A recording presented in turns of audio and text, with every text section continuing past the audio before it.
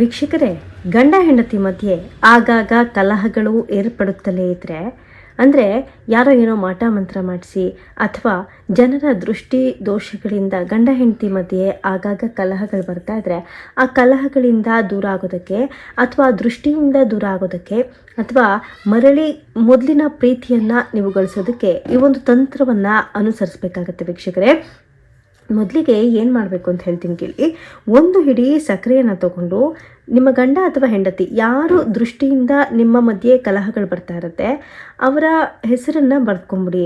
ಅಂದರೆ ಯಾರು ನಿಮ್ಮಿಂದ ದೂರ ಆಗ್ತಾ ಇದ್ದಾರೆ, ನಿಮ್ಮ ಹೆಂಡತಿ ಹೆಸರು ಅಥವಾ ನಿಮ್ಮ ಗಂಡ ಹೆಸರನ್ನು ಹೀಗೆ 5 ಸರಿ ಬರ್ಕೊಂಡು ಇದನ್ನು ಮಡಚಿ ಇಟ್ಬಿಡಿ. ಸಕ್ಕರೆ ಮಧ್ಯೆ ಇಟ್ಟು ಒಂದು ದಿನ ಪೂರ್ತಿ ಇಟ್ಟು ನೆಕ್ಸ್ಟ್ ಡೇ ಅಂದರೆ ಅದರ ನಾಳೆಗೆ ಈ ಒಂದು ಪೇಪರನ್ನು ಸುಟ್ಟು ಹಾಕ್ಬಿಡಿ. ಅಲ್ಲಿಗೆ ಬಿದ್ದಂಥ ಎಲ್ಲ ದೋಷಗಳು ಕಂಪ್ಲೀಟಾಗಿ ಮುಕ್ತವಾಗಿಬಿಡುತ್ತೆ.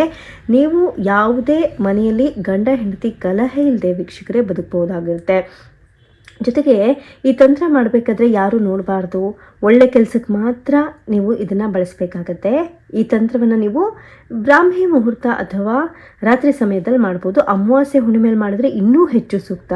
ಈ ತಂತ್ರವನ್ನು ನೀವು ಒಬ್ಬರೇ ಇದ್ದಾಗ ಅನುಸರಿಸಿ ವೀಕ್ಷಕರೇ. ಒಂದು ವೇಳೆ ಈ ತಂತ್ರ ಮಾಡೋದಕ್ಕಾಗಲಿಲ್ಲ ಅಂತ ಹೇಳಿದ್ರೆ ಗುರೂಜಿಯವರ ಹತ್ರ ವಿಶೇಷ ಪರಿಹಾರ ಮಾರ್ಗಸೂಚಿಗಳಿರುತ್ತೆ. ನೀವು ಕೂಡ ಸ್ಕ್ರೀನ್ ಮೇಲೆ ಕಾಣ್ತಾ ಇದೆಯಲ್ಲ, ಈ ನಂಬರ್ಗೆ ಕರೆ ಮಾಡಿ. ಗುರೂಜಿಯವರ ಹತ್ರ ಈ ರೀತಿ ಕಲಹ ಆಗ್ತಾ ಇದೆ, ಹೇಗೆ ಪರಿಹಾರ ಮಾಡ್ಕೊಳ್ಬಹುದು ಅಂತ ಕೂಡ ಕೇಳಬಹುದು ವೀಕ್ಷಕರೇ.